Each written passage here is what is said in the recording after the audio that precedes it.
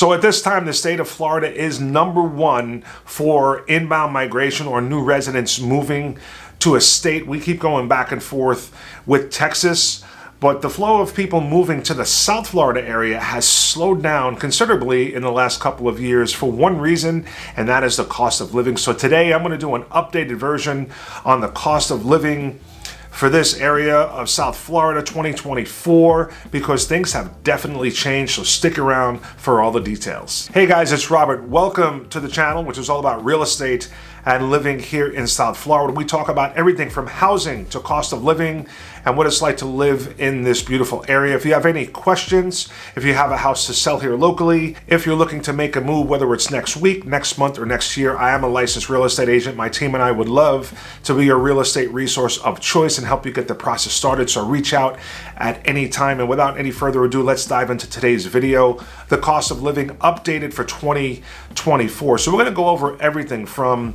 your everyday costs, groceries, utilities, things like that. We're also going to talk about housing, and towards the end of the video, we're going to go over an interactive map because things kind of change depending on what city you might want to move to, because as housing costs change, that is really the biggest bulk of anybody's cost of living. So make sure you stay to the end to check out the interactive map. So let's dive right in. Now, to get the data, we're looking online, and with any data you find online, you have to be kind of careful on where you get the information, because you can see it does differ from site to site. So there's a couple of different places. Bestplaces.net is one, niche.com is another. There's another site I'm using today, I forget the name of it, but we're going to check it out. So let's look at the overall cost here in the area and how it compares nationally. All right, so again, we're on bestplaces.net. You can see Broward County, Florida cost of living, and overall cost of living score. This is based off the national average, which is 100. So overall, they're giving it 110. The state of Florida is about 103.1, so a little bit higher than the national average. Grocery costs, Broward County or the greater Fort Lauderdale area is 107. Healthcare, 92. Housing, 108. Median housing cost, 394. I really don't, go by that at all. Utilities, 97. Now, to break things down and get a little more detailed, I like this site, which is Rent Cafe. And this is going off of the city of Fort Lauderdale. So we're not going to look at the housing because that is a little skewed, because it's very expensive in some areas of the city of Fort Lauderdale by the beach and some of the waterfront properties. But I like to look at the everyday expenses. So it shows here utilities, monthly energy. So electric, around $200 a month. I would say that's pretty accurate. Phone, $194. I would say maybe that's a little high. I have T-Mobile for myself. I have unlimited, which is like $120, and I think I still pay, or I'm still paying for my phone. I'm not even sure. It's been quite a while, so I think that's pretty accurate. What's not in here is water. So for me, I live in a 2-bedroom, me and my wife. Our water bill is about $80 a month. So if you're in a house, a bigger house, then we have a 2-bedroom here. If you're in a bigger house with a bigger family, a lot of kids running around with a pool and all that type of stuff, your water bill is probably going to be a bit higher than that. Also, cable is not on here. I pay about $220 a month for cable or internet and cable TV. I got HBO, I have Showtime, Stars, and I'm about $220 a month. I think you can get basic internet without cable channels for about $70 a month, and that is for Comcast. There's other options. There's, AT&T over here. There's Bluestream, which is another provider. I use Comcast, not that I like them that much, but to me, they have the best or the most reliable service because I need it for work. So I go with Comcast. Now, food here, although I don't really pay attention to prices that often when I'm shopping, this seems to be the most accurate. So for a loaf of bread, you're about $5.03. A gallon of milk, $4.58. A dozen eggs, $3.67. I guess a pack of cheese here, $4.72. Steak, I am almost a carnivore, so I buy a lot of steak. This is pretty accurate, $13.74. I'm assuming that's for a pound. Pound of ground beef, about $5.79. That's accurate. Potatoes, lettuce, orange juice, $4.49. I guess that's for a half gallon or a gallon. I don't know. I don't drink orange juice. Coffee, $5.91. Sugar, $4.45. Cooking oil, so you can see the rest right here. Healthcare. So they average for our healthcare for a doctor visit about $114. Dentist, $106. I guess you could say that's pretty accurate. Ibuprofen, $10.94. Transportation, Gas, $3.43 a gallon, which is pretty accurate. And other goods and services. So let's see what we have. Men's shirt, $29, I guess so. Boys jeans, $27. Movies, $13. I would say that's pretty accurate. I don't do yoga. Newspaper, haircut, $22. My wife cuts my hair. Beautiful. Beauty salon, I don't go there. And dry cleaning, $17.91. I would say that's pretty accurate per garment. So this is a pretty good site. I think this is pretty accurate. Rent Cafe. So a couple of things that are not on that list that I was just thinking about. So if you have a pool, to have somebody come and maintain your pool, you're talking about $80 per month. If you have a house, you're going to want someone to cut your lawn, because I can tell you I've tried doing it on my own when I first moved here many years ago, and I would not advise it for your health. It's very, very hot. That's going to be about $70 a month as well. In the summertime, they're going to come twice a month. So we went over utilities. Again, that's subjective depending on if you have a big family or a smaller family. So I think our electric bills are probably a little bit less than a lot of other areas throughout the country, especially ones that are cold, that have to heat their houses, the ones that use oil for that. So I think, say my bill is about $160 a month, but I know some people that have big homes with a lot of kids, and they could run up to about $400, especially in the summertime for electric. And I think we covered pretty much everything like that. So I wanted to show you really quick the map here that goes over housing, because housing costs is always going to be your biggest chunk of the cost of living, no matter where you live.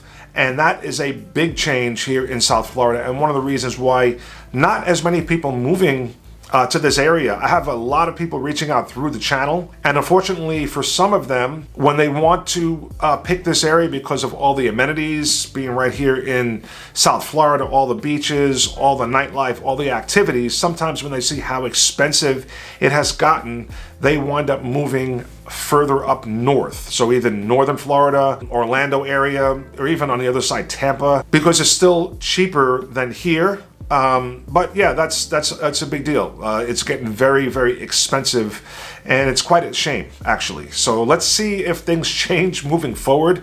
Don't know if they are. We have an election coming up. Some people think that maybe with a different president, maybe things will go down as far as inflation.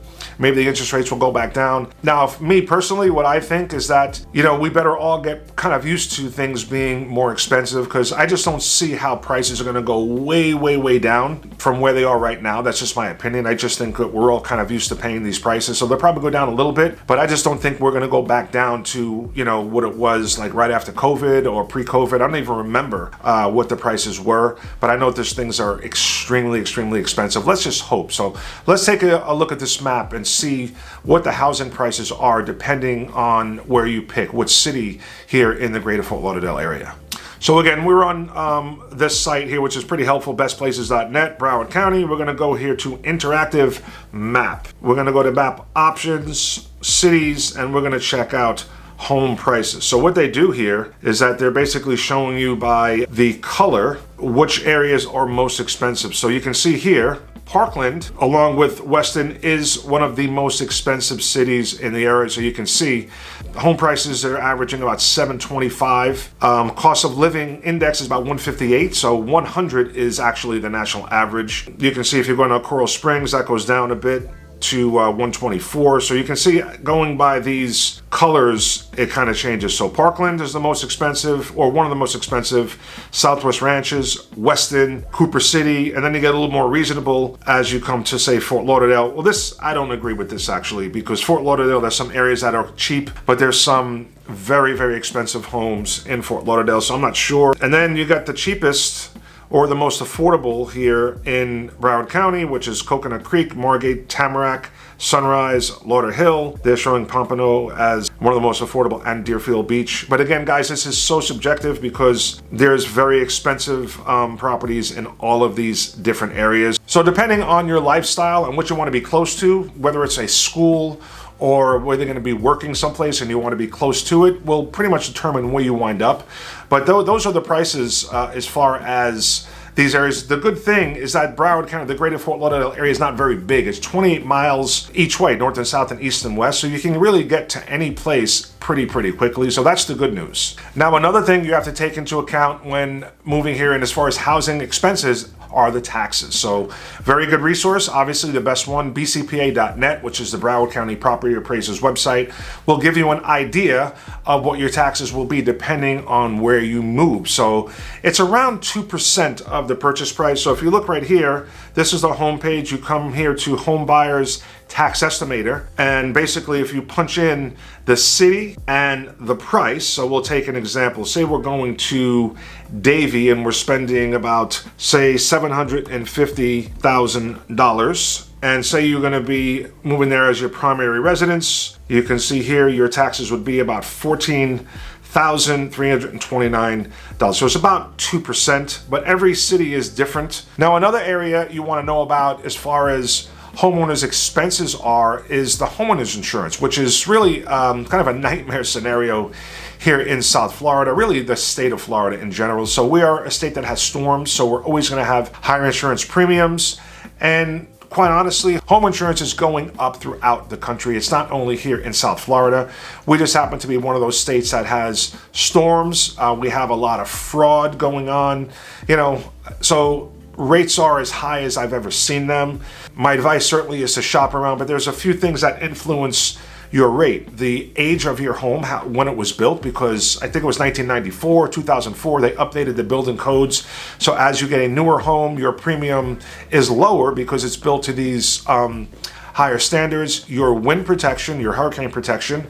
Now, when I first moved here, my first house, I had a pile of plywood in the yard, which was my hurricane protection. And my first year here, which was 2006, we had, I think, Katrina, and I forget the other hurricane that year, which is probably the worst year I've had here personally. We've been pretty lucky since then. But depending on the type of wind protection you have, is really going to determine how many discounts you get and what kind of rate you'll get. Also, where the home is. So if it's on the east side near the ocean, it's going to be more expensive as opposed to if it's on the west side, if you're in a flood zone, things like that. So there are certain things that really determine how high your rate is. But in general, insurance premiums are as high as I've ever seen them here in South Florida. The good news this year, they brought in about 6 new carriers that are writing policies. So that's definitely going to help as far as bringing the rates down. Again, guys, you got to shop around. And, if you're going to be buying, obviously, if your home is newer and has better hurricane protection, your rate will be better. All right, guys, we're going to wrap it up right there. So the cost of living here in South Florida has certainly gone up in a big way. We're not any different than any other place throughout the country. Obviously, all of us are feeling, the effects of inflation and how expensive everything is. Housing costs are up everywhere. We're just in a unique situation here in South Florida because we have a lot of people moving here. We have a very low inventory, so the prices are still high and everything is going up. So hopefully in a few years things will level off. But right now, things are quite expensive here in South Florida. I appreciate you watching the video. If you have any questions about what we spoke about, any questions about South Florida, again, if you're looking to sell a home here locally, if you have plans on relocating, reach out anytime. My team and I would love to be your real estate resource of choice, and we'll catch you guys on the next video. Thanks for watching.